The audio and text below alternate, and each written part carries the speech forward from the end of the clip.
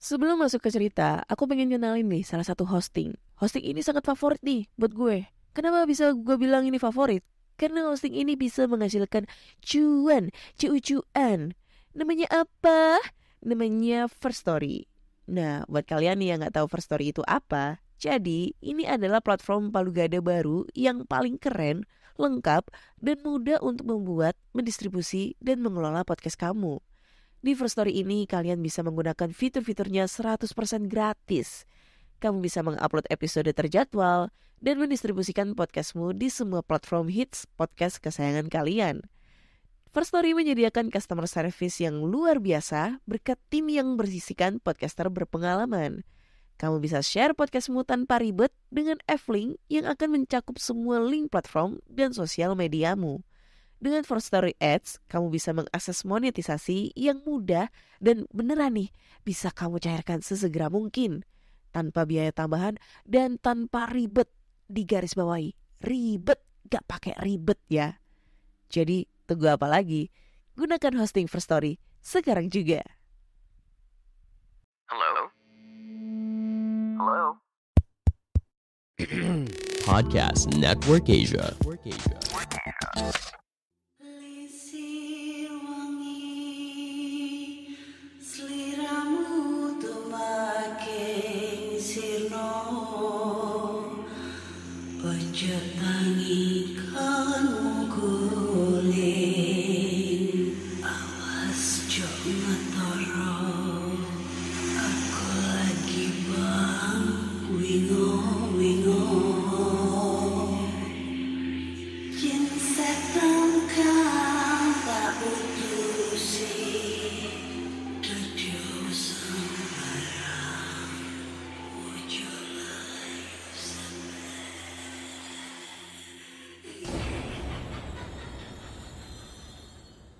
Hai Rek, iya apa kabar? Ketemu lagi dengan aku si Ana di podcast kisah horor. Di episode kali ini aku akan bacakan cerita horor ataupun email berhantu yang sudah dikirimkan teman-teman melalui podcast kisah horor@gmail.com atau DM Instagram podcast kisah horor, DM Instagram Ana Olive, serta Google Form yang linknya tersedia di bio Instagram podcast kisah horor. Bagaimana kabar kalian semua? Aduh. Semoga kalian semua baik-baik aja, dilindungi sama Tuhan Yang Maha Esa, diberi kesehatan selalu dan dilancarkan rezekinya. Surabaya, hari ini hujan turun lagi ya. Terus-terusan hujan mulu. Yang jadinya banjir, walaupun banjirnya cuma sebentar ya, cepat surut. Tapi membuat mogok cuy. Tadi sore, aduh gila motorku kena mogok di daerah mana Darmo sana ya. Kalau kalian orang Surabaya pasti tahu daerah Darmo. Atau mungkin teman-teman nih yang familiar dengan kata-kata Darmo adalah rumah hantu Darmo. Waduh, lu macet banget, kena banjir dan akhirnya mogok. Gila, berapa jam gua kena mogok di situ ya? 1 jam lebih ada, nuntun cuy. Tapi alhamdulillah banyak orang-orang baik yang nolongin di saat kita semua lagi kesusahan. Wah, tadi ada mas-masnya 2 orang nolongin aku buat nyalain motor lagi, buat benerin motor habis karena mogok kena banjir ya. Thank you banget so much. Thank you so much buat masnya ya, 2 orang tadi. Semoga kebaikan kalian dibalas oleh Tuhan Yang Maha Esa ya. Siapa tahu masnya ngedengerin podcast kisah horor juga. Waduh, keren juga tuh. Langsung DM deh mas ya. Tanpa berbasa-basi lagi, langsung aja kita bacakan cerita horor. Waduh, jam segini udah ngantuk cuy. Soalnya hawanya lagi dingin ya. Jadi enak banget kalau dibuat tidur cuy. Lagi dingin, baru selesai hujan. Oke. Cerita pertama ini datang dari Wiji ya. Wiji ini udah beberapa kali kirim cerita ke podcast kisah horor nih. Dan kali ini dia kirim cerita kembali dengan judul ceritanya yaitu Si Putih.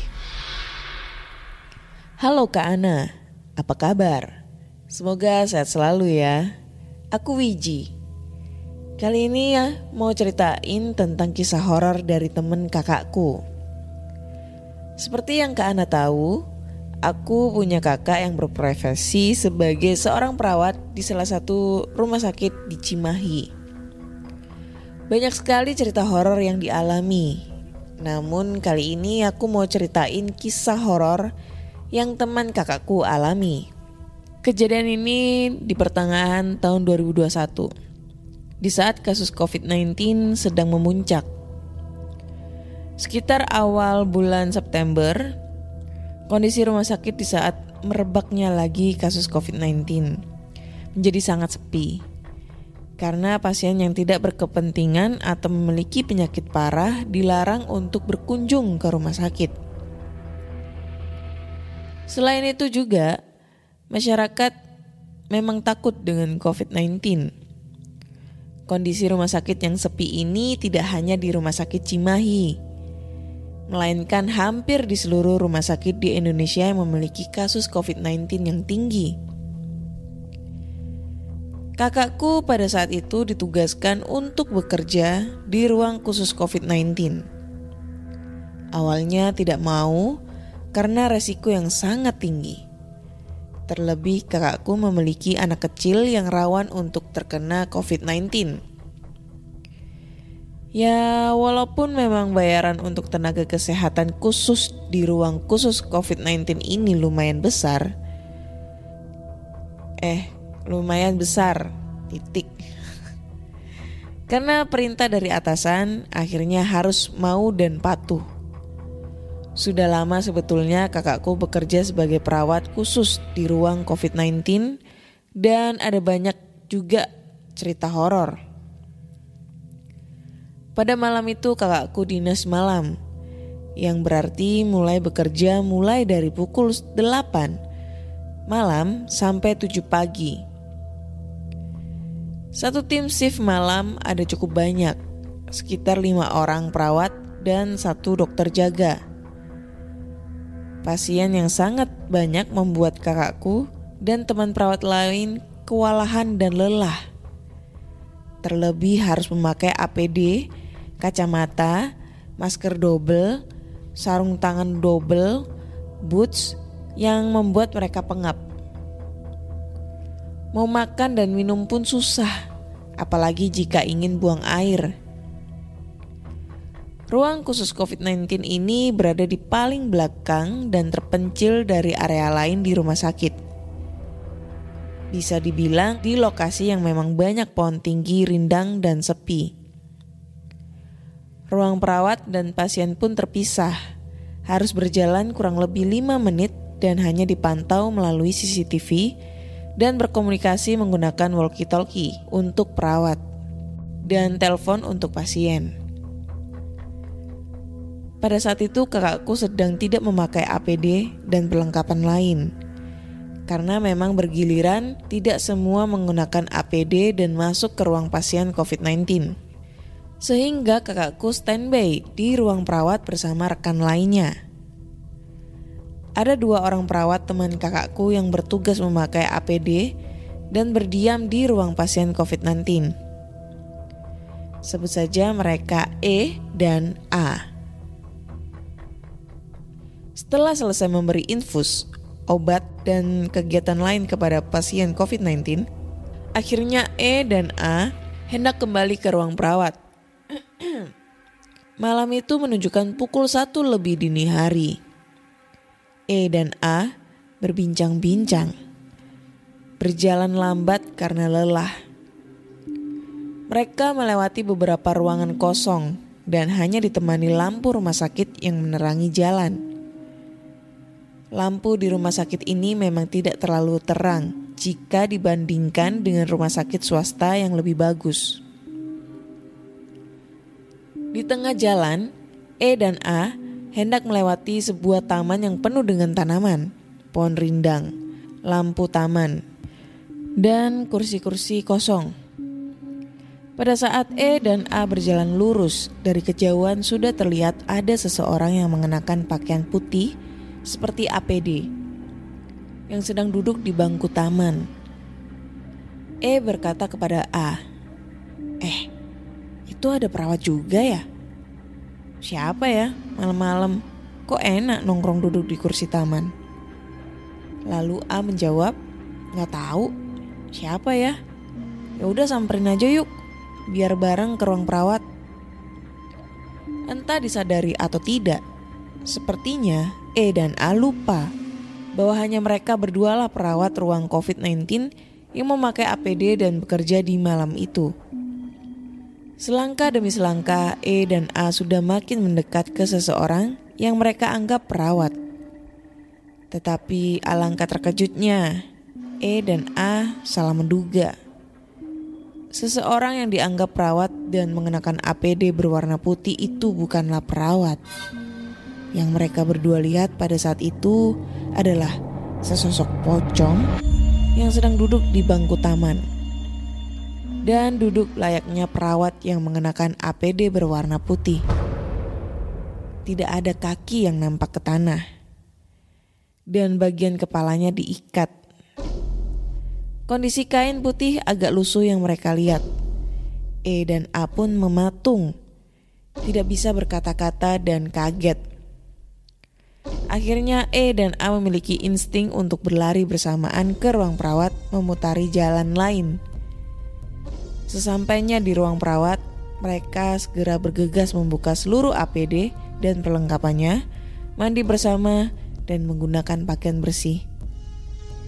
Dengan muka ketakutan dan panik, mereka memberitahu perawat-perawat lain yang ada di ruang perawat tentang apa yang baru saja mereka lihat. Setelah menceritakan kejadian tersebut, kakakku merespon dengan nada tertawa karena mendengar cerita tersebut yang memang dinilai horor tetap agak lucu. Emang kalian gak tahu kalau cuma kalian berdua perawat COVID-19 yang pakai APD? APD kan ada garis-garis biru di samping dari atas sampai bawah. Masa gak sadar sih? E dan A pun yang mendengar kalimat kakakku baru terpikir, iya, bener juga, gak ada garis birunya. Kenapa juga gak kepikiran ya? Untung aja pocongnya duduk nyamping. Kalau kelihatan mukanya mungkin udah pada pingsan kita mah. Cukup sekian Kak Ana cerita horor dari teman perawat kakakku. Next aku ceritakan cerita horor dari kakakku sendiri yang dia alami. Terima kasih. Oke, sama-sama. Siapa tadi namanya Wiji ya, Wiji tentang ceritanya dia. Pengalaman temannya kakaknya pada saat jaga di ruang isolasi ya, ibaratnya ya, ruang isolasi. Tanpa kita pungkiri, memang rumah sakit itu segudang cerita horor, penuh banyak cerita horor. Kenapa bisa dibilang banyak cerita horor di rumah sakit? Ya karena rumah sakit itu tempatnya orang sakit, tempatnya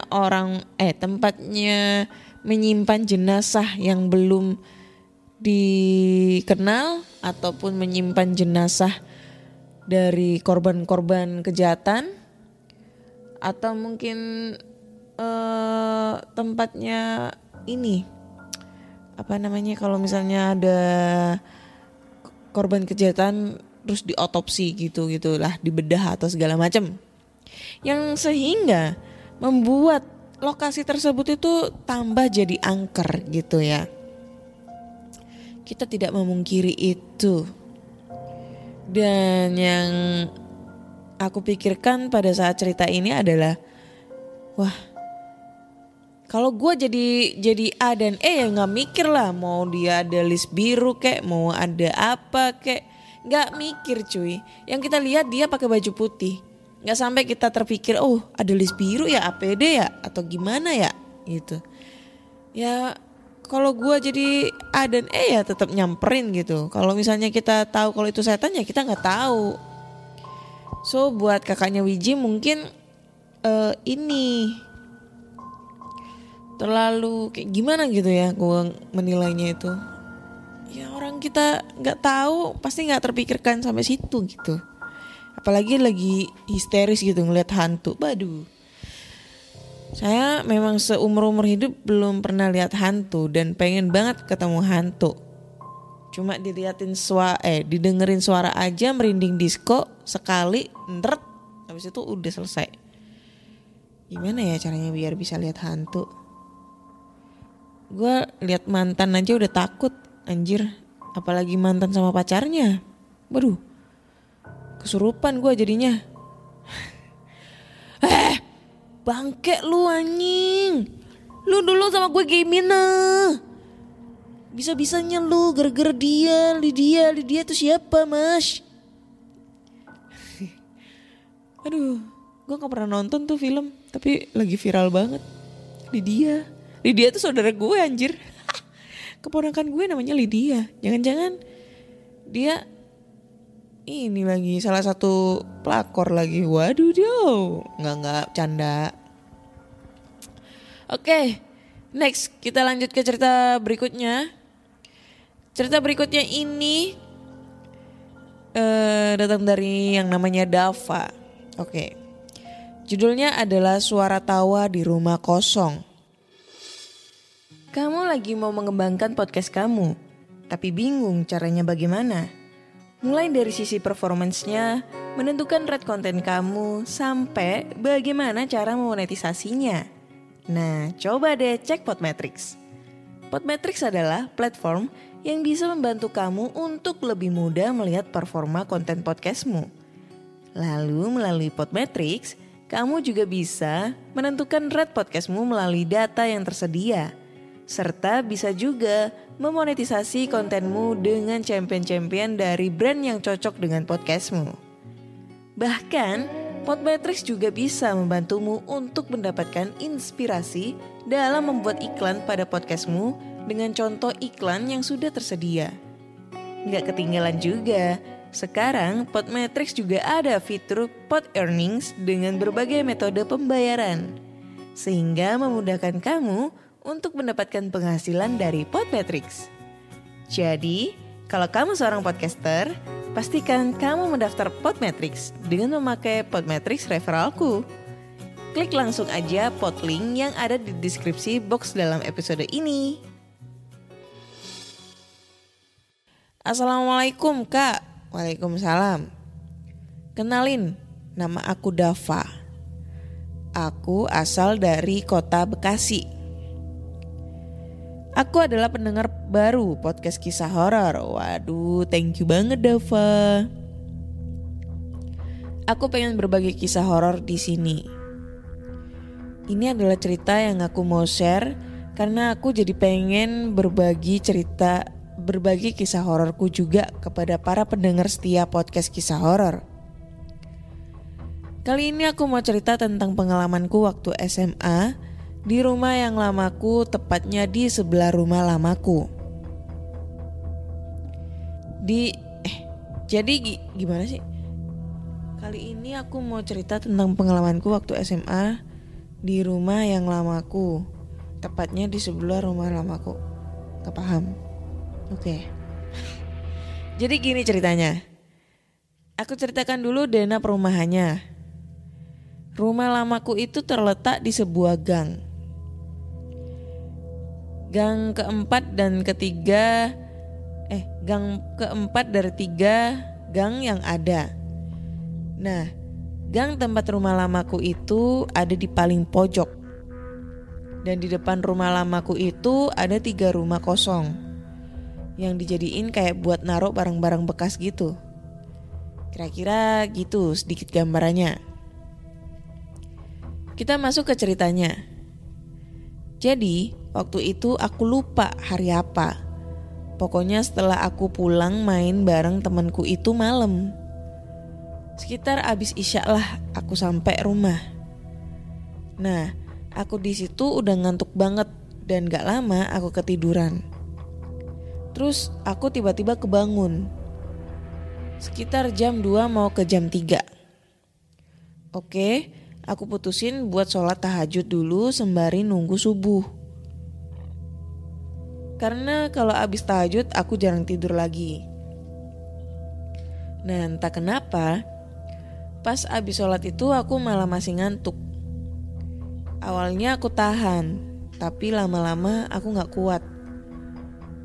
Nah, pas aku baru rebahan di kasur dan mau nutup mata, tiba-tiba di depan rumahku, di rumah kosong nomor 3, aku dengar suara orang cekikikan. Entah itu nenek-nenek atau kakek-kakek, aku gak tahu. Kaget aku di situ.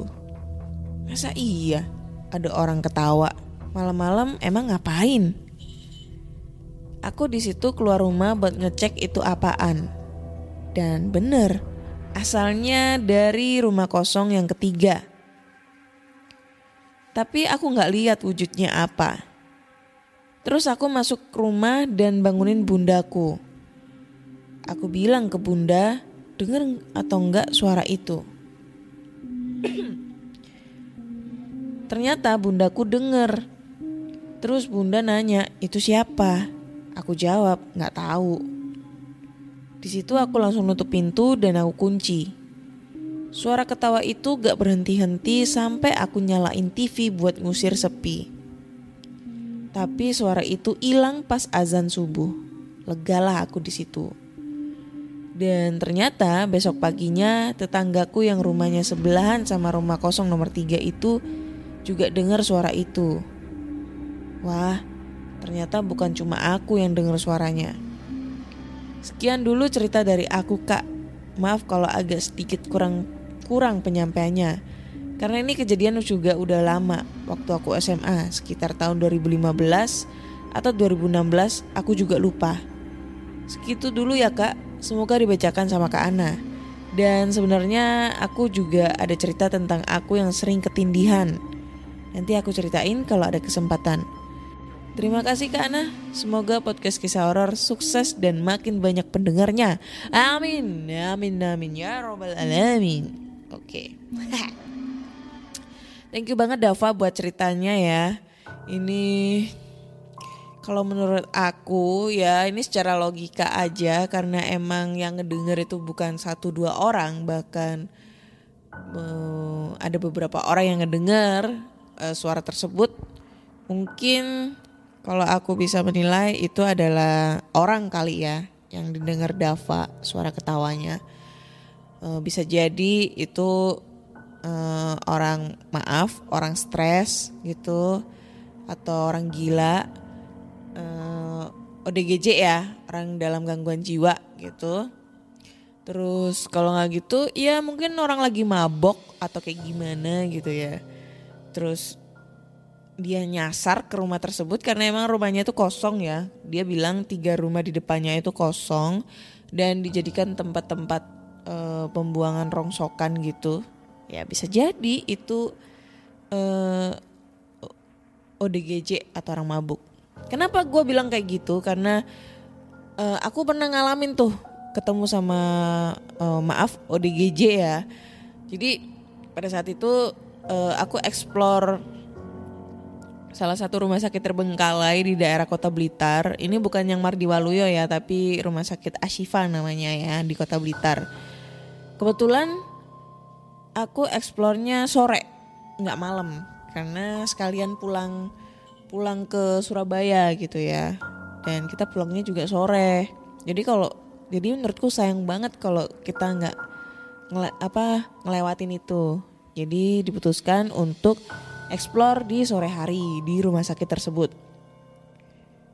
Tadinya gue sempet bingung karena pada saat explore itu gue nemuin banyak banget baju-baju bekas atau baju-baju bau banget gitu di salah satu ruangan gitu.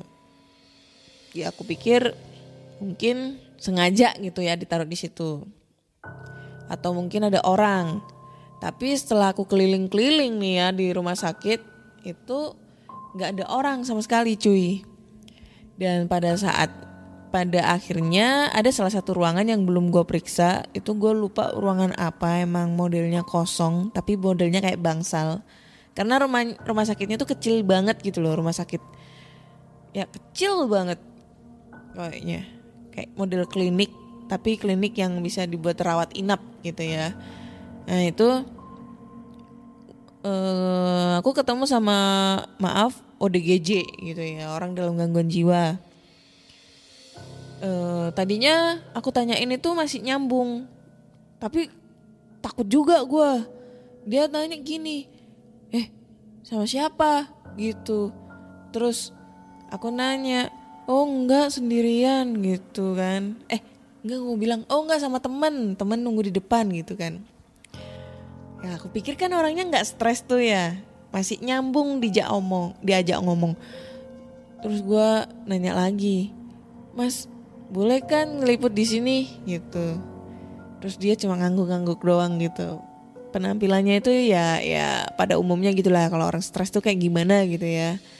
Lusuh, kumuh, hitam, dan maksudnya bukan hitam karena kulitnya gitu enggak, tapi kucel gitulah. Kayak gak pernah mandi gitu. Terus gue juga nemuin banyak banget kotoran-kotoran manusia di situ di lantai berceceran kemana-mana gitu ya, bau banget sumpah, mau muntah pada waktu itu.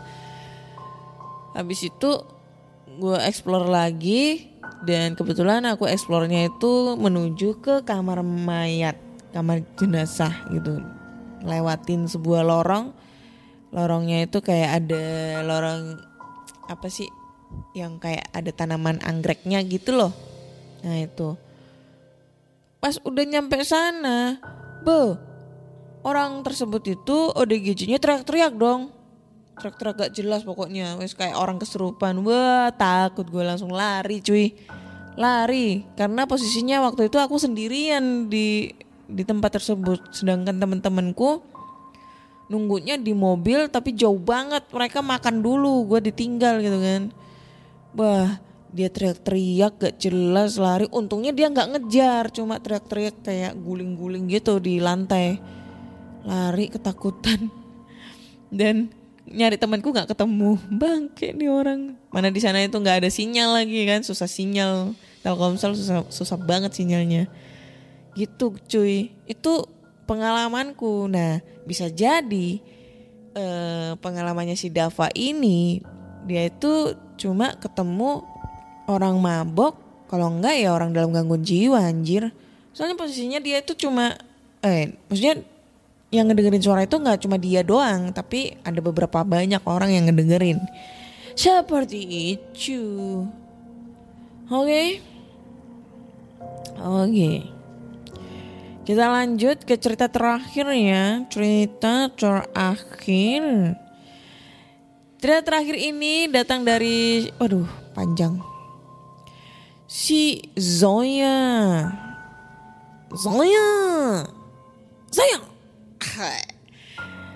Judulnya adalah pengalamanku di rumah nenek. Oke. Pengalaman seram ini ku alami di antara tahun 2004 sampai 2007. Gak ingat, tapi sekitar itulah. Karena memang kalau bisa dilupain kak. Kisah ini sebenarnya hampir tiap hari saat tidur ketika malam. Karena aku kalau tidur selalu di depan TV. Tepatnya ketiduran sih. Nah, nenek kan orangnya hemat listrik. Jadi selalu dimatiin semua lampu tanpa kecuali. Dan seremnya, kalau aku kebangun udah gelap. Mau ke kamar lumayan muter, gak berani. Karena gak sekali, 2 kali digangguin mereka. Dan sialnya gak ada yang percaya tipu nih. Ada satu kisah yang membuat aku trauma sampai sekarang. Suatu malam aku nonton Ketoprak Humor, komedi Jawa sama nenek. Gak kerasa aku ketiduran. Setelah sadar aku kebangun. Tapi sayang udah gelap semua. Aku terusin tidur dengan selimut dan kepala ditutup bantal. Sekitar 30 menitan rasanya engap-engapan dan panas. Jadi ku buka selimut dan tinggal kepala ketutup bantal. Jujur merem pun gak bisa tidur. Gak tahu kenapa dengan tiba-tiba hawa di sekitar terasa dingin banget. Ketika mau ambil selimut lagi, aku merasa seperti ada yang berjalan tanpa alas kaki. Tapi aku gak berani lihat. Masih positif, pasti itu nenek. Akhirnya dengan kakilah aku ambil selimut dan kututup lagi badanku. Anehnya kalau selimutan panasnya minta ampun. Sampai basah kaosku waktu itu. Gak lama setelah itu bantal yang menutupi kepalaku terasa diketuk seperti pakai jari. Mirip ketukan ketika jari nyentil telinga. Tuk-tuk. Terus bisa dikatakan lama. Sekitar sejam aku bertahan. Tapi ketukannya gak berhenti. Wanjir. Sampai dimana aku gak tahan antara kesel, takut, campur aduk. Aku buka dengan spontan bantalku. Kulihat atas kepalaku dan gak ada apa-apa. Tapi ketika aku tengok bawah kakiku, ada sesosok putih berkerucut duduk di TV. Ya, itu adalah pocong. Jelas banget kak, aku gak bisa gerak. Teriak pun susah.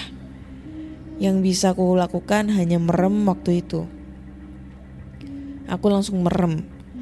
Aku berusaha teriak tapi gak bisa. Setelah beberapa menit mencoba teriak, akhirnya lepas dan bisa teriak. Tapi dikala bisa teriak, sosok tersebut hilang. Semua bangun dan ke arahku dan dibilang mimpi. Bagiku tidak, karena posisi selimut, posisi duduk gak berubah. Maaf kalau gak serem dan panjang kak, karena baru kali ini kisah ini ku share. Jujur sampai sekarang masih suka ditampakin tapi di tempat lain. Masa sih. Makasih kak, salam kenal. Zoya.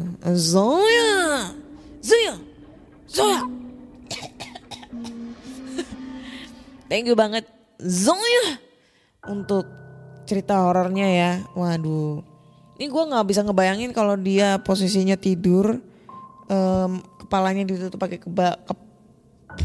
kepalanya ditutup pakai bantal, gimana engapnya cuy. Terus posisinya diketuk, mungkin kayak ketukannya kayak gini ya,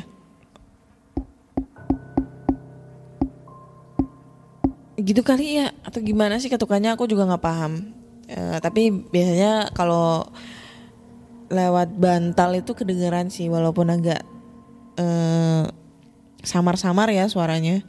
Gila, selama sejam ditutup pakai bantal, gimana perasaan lo? Ngapnya kayak gimana ya? Dan pastinya kalau gue jadi Zoya itu nggak betah banget ketutup pakai bantal. Dan ternyata yang dilihat adalah poch ya. Dan gue masih menjadi misteri sampai sekarang, masih bertanya-tanya ya. Kenapa pada saat orang lihat sosok makhluk halus itu mereka selalu identik nge-freeze gitu ya, nggak bisa gerak, nggak bisa teriak, nggak bisa ngomong, pokoknya nggak bisa digerakin sama sekali lah, pokoknya mematung gitu untuk beberapa saat. Why? Kenapa? Itu selalu menjadi pertanyaan buat aku terus menerus, dan aku masih belum nemu jawaban yang pas itu kayak gimana. Kenapa pada saat kita ngelihat sosok hantu itu selalu matung, nggak bisa gerak gitu. Padahal kan kalau misalnya ketemu setan itu kan bisa lari. Ya contoh kalau kita ketemu binatang buas, kita bisa lari. Gak mungkin dong kita diem aja nge-freeze ngebatu, yang ada kita yang dilahap, hop, mate, iya, ya kan, langsung meninggal gitu. Nah ini beda cuy dengan hantu. Sama aja kita ketemu maling lah, ketemu begal. Kalau seandainya kita ketemu begal di jalan, pasti kita bakal lari, bisa lari dengan spontan. Sedangkan kalau ketemu hantu selalu nge-freeze, nggak bisa ngapa-ngapain. Mau lari nggak bisa, ngomong nggak bisa, teriak nggak bisa. Nah itu kenapa? Jika kalian punya jawabannya, kenapa kita bisa seperti itu? Kalian bisa langsung aja jawab nih di DM podcast kisah horor. Nanti pasti gue bacain alasannya kenapa. Nah ini kan sebenarnya buat pengetahuan teman-teman juga ya, biar tahu kenapa gitu kok bisa seperti itu gitu ya. Seperti itu. Terus kalau lampu dimatiin semua, gila. Ya itulah kenapa bisa menjadi sarang hantu ya. Karena walaupun rumahnya itu udah ada banyak penghuninya. Ya karena itu kondisi gelap itu adalah hal kesukaan dari sosok jin-jin dan hantu-hantu atau yang lainnya sebagainya lah, yang menyerupai kayak gitu. Tempat gelap dan lembab, nah itu adalah salah satu faktor utama mereka yang ngebuat mereka nyaman tuh untuk singgah di situ. Nah siapa tahu tuh pada saat lampu dimatiin itu suasana horornya itu dapat sehingga banyak menarik para hantuers, setaners yang suka dan berhinggap di rumah nenek si Zoya tersebutnya. Gitu coy.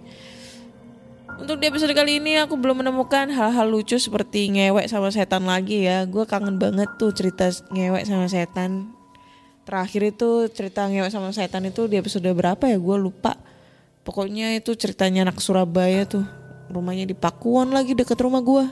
Anjir lah, gak ada rencana buat ngajak ngopi gitu, kayak nongkrong gitu, kayak nyeturbuk kayak apa kayak. Iya. Miskin kamu mas. Gua maksudnya yang miskin. Oke. Cukup sekian dulu cerita horor di episode kali ini. So buat kalian semua pengen denger cerita atau pengen berbagi cerita nih ya, kalian bisa langsung aja kirim cerita kalian ke podcastkisahhoror@gmail.com atau ada Instagram Podcast Kisah Horor serta Google Form yang linknya tersedia di bio Instagram Podcast Kisah Horor. Nah, selain itu juga Podcast Kisah Horor sudah bisa didengerin di Spotify, Google Podcast, Apple Podcast, dan juga di Noise. Karena Podcast Kisah Horor udah bisa didengerin di Noise. Lalu jangan lupa nih kasih bintang 5 untuk Podcast Kisah Horor di Spotify. Karena Spotify sekarang udah bisa ngasih rating nih buat podcaster kesayangan kalian. Nah makanya kasih bintang 5 ya kakak. Tolong bintang 5-nya kakak, kayak gitu ya. Terima kasih buat semuanya teman-teman. Dan jangan lupa dengerin Podcast Kisah Horor dimanapun kalian berada. Sampai jumpa dan see you. Pandangan dan opini yang disampaikan oleh kreator podcast, host, dan tamu tidak mencerminkan kebijakan resmi dan bagian dari Podcast Network Asia. Setiap konten yang disampaikan mereka di dalam podcast adalah opini mereka sendiri dan tidak bermaksud untuk merugikan agama, grup etnik, perkumpulan, organisasi, perusahaan, perorangan, atau siapapun dan apapun.